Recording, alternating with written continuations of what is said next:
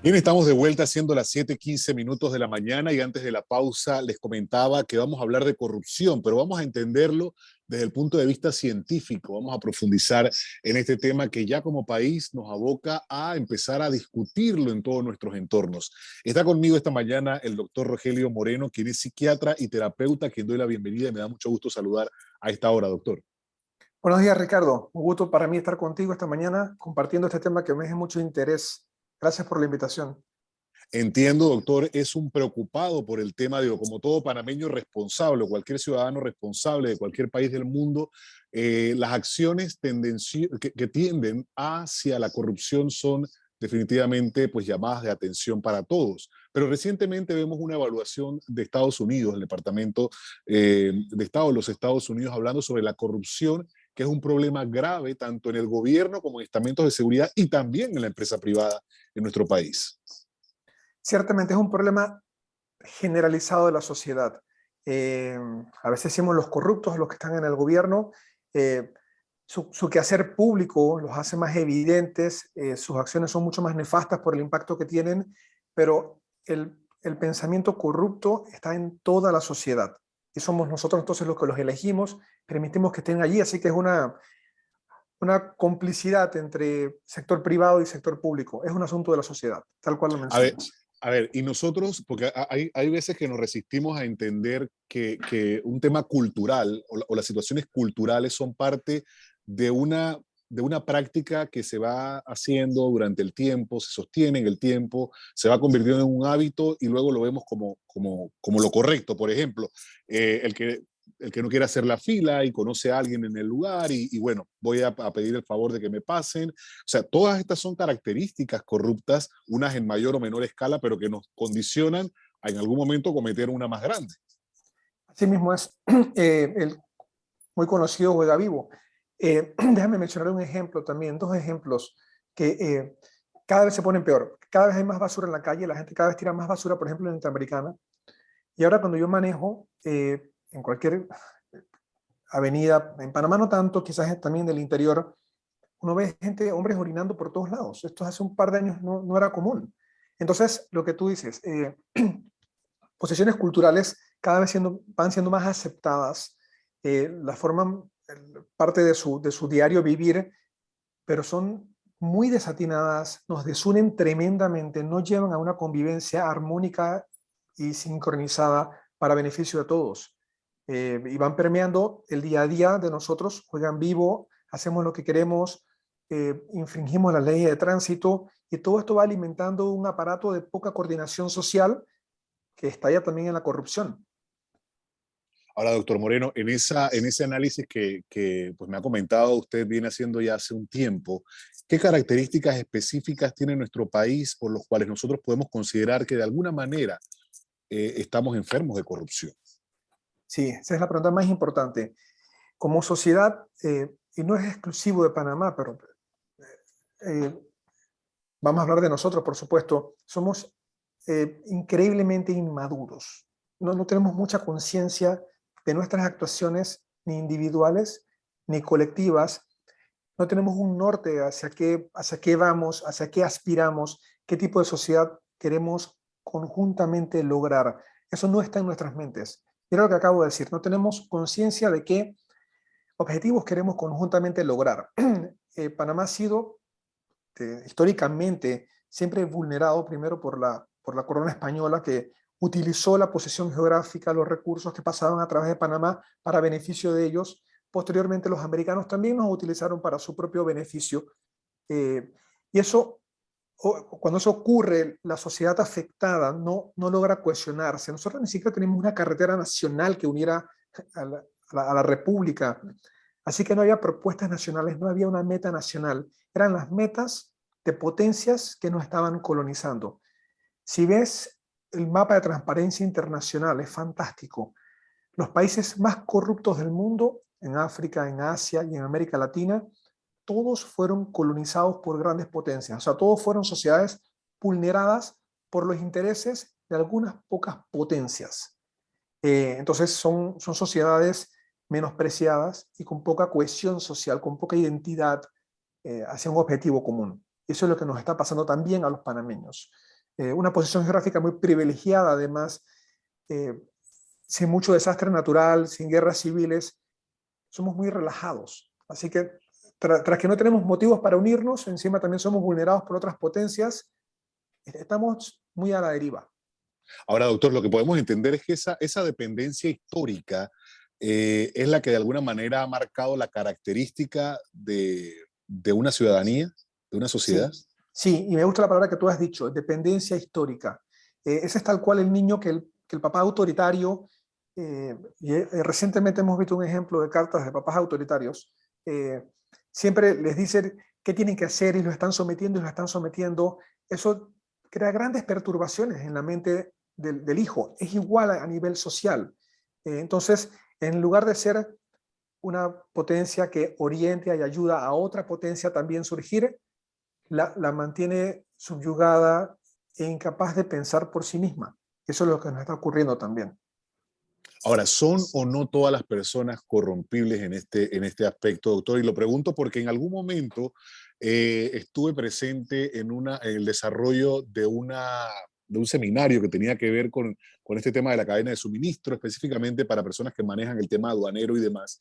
Y hablaba de porcentaje y características de personas, ya no recuerdo las cifras, pero que este segmento de la población o este tipo de personas pueden ser corrompibles, este tipo de persona o esta cantidad de porcentaje es incorrompible.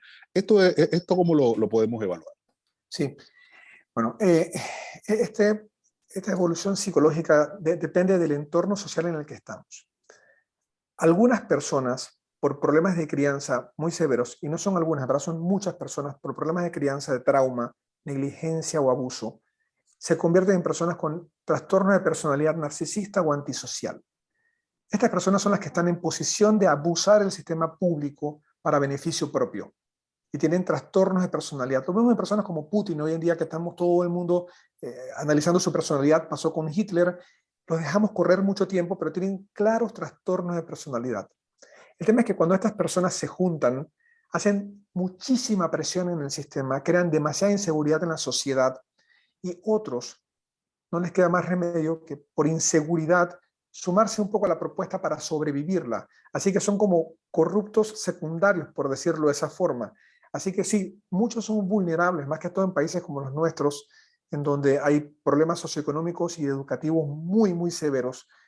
Cuando vienen estas personas a imponer sus modelos corruptos, no les queda más remedio a muchos de ellos que hacerse la vista gorda, que participar, que aprender el lenguaje de ellos para sobrevivirlo. El clientelismo va en esa línea. Aprendes a descifrarlo y a vivirlo sin siquiera pensar en las consecuencias que tiene directamente para ti o para tus hijos, para sobrevivir el momento por la inseguridad nefasta que estas personas generan. Así que hay muchos que son vulnerables. Los que no son vulnerables, que son pocos, tienen que estar muy asentados en sus grupos sociales con seguridad económica, educativa, muy seguros de sus capacidades para afrontar a estos corruptos. Así que los que no son vulnerables lo son porque están bien unidos.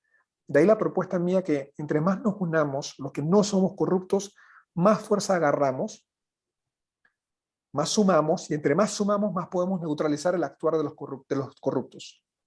Ahora, doctor, a ver, escuchándolo trato de ir analizando y voy anotando para que no se me vaya ninguna idea, pero lo que yo puedo interpretar es que la desigualdad no solo es una consecuencia de la corrupción, sino que la propicia. O sea, es un círculo Eh, vicioso. bueno, eso es una buena pregunta también. La desigualdad no necesariamente propicia la corrupción, es el trauma. Y eso va un poco más allá, porque eh, digo, no todas las personas son igual de inteligentes, igual de capaces. No todos los niños que quieren, hace un rato escuchaba el reporte anterior de lo bien que lo están haciendo los atletas panameños, por más que quieran jugar deportes, no todos logran descollar. Así que somos desiguales en todas nuestras capacidades. Ese no es el problema. Contarle que todos podamos aportar, tener las mismas oportunidades de una vida honrosa y digna, la misma oportunidad de poder aspirar a superar el nivel en donde estamos. Así que la desigualdad no es tanto el problema, es cuando hay trauma, porque en estos días veía un video, por ejemplo, de los niños en las comunidades apartadas llegando a las escuelas con estas lluvias que han empezado. Es terrible lo que están pasando. y riesgos de muerte y todo lo demás, mientras unas personas roban. Eso ya es indigno y eso es un atentado contra la vida, contra tu orgullo de ser humano y partícipe de esta sociedad. Ese es el problema. Cuando no nos tratamos bien, cuando hay un trauma, cuando no nos tratamos bien entre nosotros. Ahora, doctor, analizando el peor de los escenarios, pero ¿hay salida a este tipo de conductas? ¿Hay una recuperación de una sociedad? Asumo que toma un tiempo, generaciones quizá. Eso también es otra buena pregunta. En verdad, hay evidencias, afortunadamente, de que no toma tanto tiempo. Tenemos algunos países, por ejemplo, que pertenecían al bloque soviético, se separan y también fueron abusados. Los países bálticos, por ejemplo, fueron abusadísimos por la opresión soviética. Y algunos otros países se han separado y de una vez empiezan a arrancar hacia propuestas muchísimo más avanzadas. Eh, su cultura se desarrolla, su coordinación social se desarrolla. Yo realmente creo que no tomaría mucho tiempo echar para atrás este engranaje, que es nefasto. El tema es que si no lo hacemos a tiempo, sí vamos a tener consecuencias muy difíciles de superar.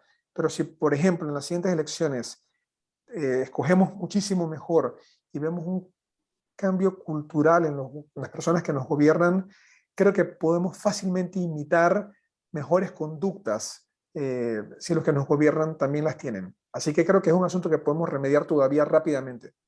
Ahora, doctor, tenemos situaciones de tipo legal y constitucionales que de alguna manera definen una conducta. Por ejemplo, el hecho de que un presidente de la República sea quien designe a magistrados de la Corte Suprema de Justicia, pero a su vez que los magistrados investiguen a los diputados a los magistrados. O sea, a ver, en un esquema solvente moralmente como el que usted y yo quisiéramos y mucha gente que nos escucha quisiéramos vivir, no sería un problema. Sin embargo, lo es en el esquema que tenemos actualmente. Las reglas son las que podrían dar lugar a erradicar conductas corruptas o tenemos que hablar más a la conciencia de las personas. Más a la conciencia. Yo empecé esta investigación cuando llegué a Estados Unidos a hacer mis estudios en el 2002 más o menos y me impacté mucho de todo el nivel de corrupción que estaba viendo en Panamá en ese entonces, 2002.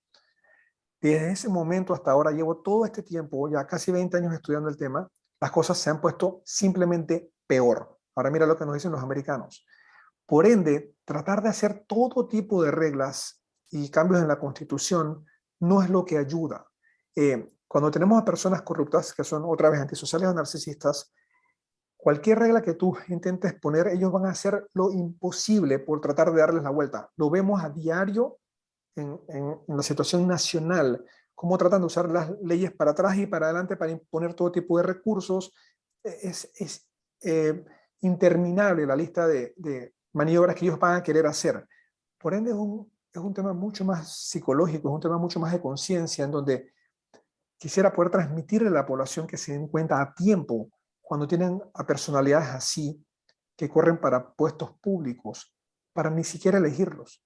Cuando también ven en sus comunidades, en su sociedad, en su diario vivir a una persona aprovechada, ambiciosa, de una vez traten de corregirlos, censurarlos y si no hasta neutralizarlos para que no puedan seguir haciendo sus acciones nefastas en la armonía de la sociedad. Así que es un tema de conciencia social más que de reglas. La evidencia sí lo dice, no importa cuántas reglas hagamos, cada vez está peor. Es un tema de conciencia social. No se puede tirar basura en la calle, no se puede orinar. Jugar vivo está mal, colarse en la fila es una desconsideración.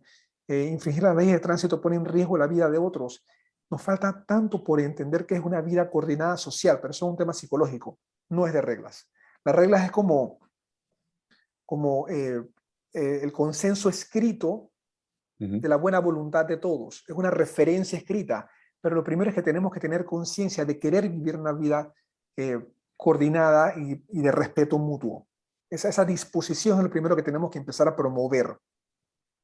Ahora, yo tenía oportunidad, le decía más temprano, bueno, antes de iniciar esta conversación, doctor, de leer una intervención suya, un cuestionario respondido a través de un diario en el país, y usted hablaba y me quedó definitivamente marcado, como taladrado en la conciencia, tenemos segmentos muy vulnerables a la manipulación. ¿Estos segmentos son únicamente los de estratos humildes o a los que no llegan todas las necesidades o la cobertura de necesidades básicas, o estamos hablando de otros sectores independientemente del nivel? Buenísima pregunta también. Desafortunadamente no, esa vulnerabilidad está en todos los segmentos, porque es un asunto que otra vez depende de traumas en la crianza. Eh, Tenemos escándalos a niveles de círculos pudientes altos, donde hay individuos que son corruptos, que se portan muy mal, a pesar de que tengan grandes fortunas y grandes niveles educativos. Ni siquiera el nivel educativo académico, quiero decir, académico es un asunto que te va a salvar de ser corrupto. Muchos de estos corruptos tienen títulos y maestrías y todo lo demás. Vuelve a ser entonces un tema de sensibilidad social, un tema psicológico que depende de crianza y de sociedad viviendo en bienestar, en donde todos continuamente, diariamente nos respetamos y nos tratamos de ayudar, en vez de esta propuesta de competencia y aspiracionista, de poder y dinero clasista, que es nefasto. Es una propuesta de cooperación psicológica en donde todos merecemos un trato digno, lo que importa, no el nivel social ni el nivel económico, ni tampoco los títulos académicos. Es el Antes de trato concluir, diario. sí, antes de concluir, me gustaría su análisis de cuánto la pandemia ha podido aportar a no solamente a las brechas, sino a marcar algunas conductas que definitivamente hacen más dependiente a la población y más oportuno a los oportunistas.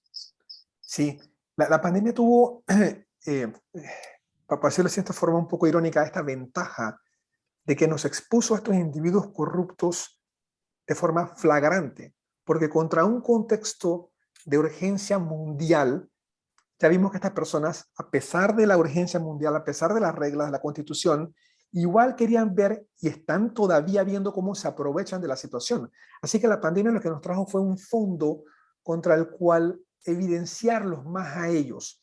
Si no hubiera habido pandemia, todas sus maniobras hubieran sido bastante más difíciles de detectar. La pandemia lo que hizo fue, otra vez, hacer demasiado obvio las intenciones de estas personas, no importa qué esté pasando con la comunidad.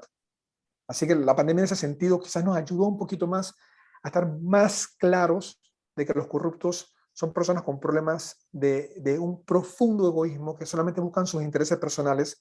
Y espero que para la siguiente elección los podamos detectar muchísimo mejor.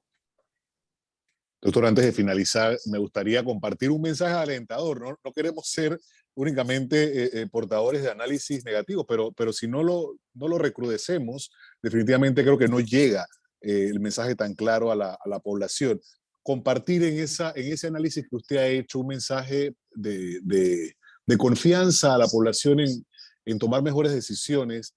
Hemos hablado en las pasadas elecciones acerca de voto informado y demás. Dudo que todo el mundo comprenda de qué se trata o en qué consiste, pero a ser un poco más celosos de nuestros entornos y de nuestro país, cuidándolo precisamente de quienes no tengan las mejores intenciones. Sí, como decía en una de tus preguntas, y siendo alentador en este sentido, si divulgamos un mensaje, y ustedes los medios de comunicación tienen un papel fundamental, igual que los maestros con clases de cívica, por ejemplo, si promovemos valores de convivencia diaria, armónica, sensible, de trato digno a los demás, en donde la injusticia nos moleste, donde la injusticia nos pique, donde la falta de ética, la basura en las calles, orinar en las calles, donde eso nos repugna y empezamos los buenos a juntarnos y a hablar, podemos hacer un revés, como decía hace un momento, fácilmente. Tomará unos cuantos años, pero lo pudiésemos ver si nos juntamos y empezamos a señalar a más a estas personas a tiempo. Tenemos que hacerlo en el diario vivir. La corrupción es un asunto que nos corresponde a todos, no a nivel gobierno, sino que es una invitación a toda la comunidad de la nación a todos los días portarnos bien con nuestros connacionales, a cuidarnos, a querernos. Es una situación de Estado, es una acción, una Sí, decisión de Estado. es una acción de Estado del diario vivir, sí. Doctor Moreno, muchas gracias. Hoy día Mundial de la Libre Prensa, también es oportuno hablar de estos temas para darle a la población esos elementos de análisis y de marco referencial que necesitan también para que se les quede ahí para pensarlo. Doctor, muchas gracias por la oportunidad de esta conversación esta mañana. Gracias a ti. 7:35 minutos de la mañana. Avanzamos.